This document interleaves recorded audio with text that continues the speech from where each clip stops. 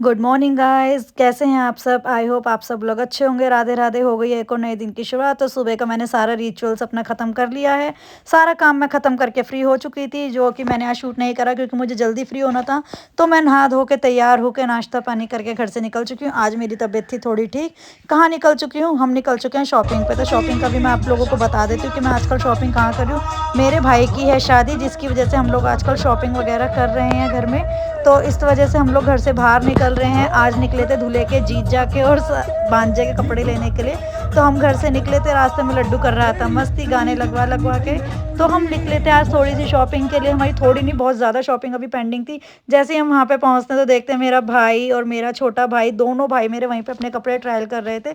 लड्डू को ये डमी देख के ऐसा लगा यहाँ पे भूत है भूत, तो उसके पीछे छुप छुप के एक्टिंग बाजी कर रहा था। साथ में दिए हमने लड्डू का भी नाप दिया था, क्योंकि भाई छोटे दूल्हे के, बड़े दूल्हे के संग एक छोटा दूल्हा भी तो होता है ना। तो ये छोटे दूल्हे का नाप लिया जा रहा था। छोटा दूल्हा बहुत मस्त होकर अपना नाप दे रहा था और लड्डू से वहाँ सब लोग मोहित हो गए थे। हर किसी को राधे राधे करता हुआ घूम रहा था।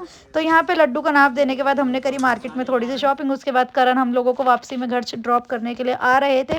तो रास्ते में मुझे याद आया कि मुझे एक काम और रह गया।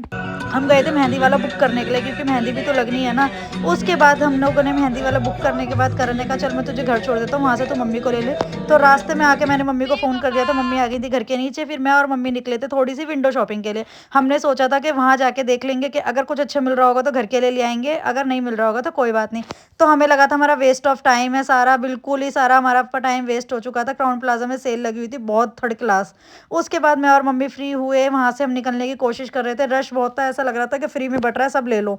ऊपर इतना महंगा और इतनी गंदी क्वालिटी का सामान मिल रहा था वहाँ से। तो हम वहाँ से निकले बाहर। लड्डू कर रहा था पूरी मस्ती, अपनी दादी का हाथ पकड़ पकड़ के चल रहा था। तो लड्डू कह रहा था मेरा हाथ छोड़ दो, मैं खुद अकेला ऊपर भागूंगा। दो चार लोगों से उसकी वहाँ पे दोस्ती भी हो गई थी। तो सब लोगों के संग वो घर जाने के लिए तैयार था। तो अब देखिए आप लोग कैसे भाग रहा है ये यहाँ पे। इसको ये कह रहा था कि गाइज मेरे को शूट करो शूट करो। आजकल इसे शूटिंग का बहुत शौक है। फिर हमें लगी थोड़ी सी भूख, हमने यहाँ बनवाई शकरकंदी की चटपटी चाट।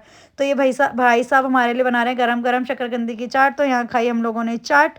तो यहाँ पे हम लोगों ने खड़े होकर जहाँ चाट खाई थी, वहीं से हमने लड्डू के लिए थोड़ा सा ले लिया था कुछ, क्योंकि ये बहुत ज़्यादा रो रहा था कि टॉय टॉय। काफ़ी अच्छी चाट बनाई है गाइस, बहुत अच्छी थी। उसके बाद हम लोगों ने घर पे आके करा रेस्ट। अब हो चुकी है शाम। शाम को आने के बाद मम्मी ने चाय और पकोड़े बना रखे थे। मैं अपने रूम में आराम करने के लिए चली गई थी। हम लोगों ने वो खाया। उसके बाद हम लोगों ने देखा थोड़ी देर टीवी। और टीवी देखने के बाद हम डिस्कशन कर रहे थे खाने में क्या बनाएं क्या बनाएं क्या बनाएं। इतने में हमारी पड़ोसन आंटी आई। वो जाट है आंटी, वो जब भी ये बाजरे की खिचड़ी बनाती हैं वो हमारी पूरी फैमिली के लिए पेट भर कर दे के जाती हैं। तो आंटी ने बाजरे की खिचड़ी बनाई थी, वो हमें दे दी। खा पी के गई थी मैं अपने वॉक करने के लिए। वॉक करने के बाद मैं हो चुकी थी थोड़ी सी फ्री।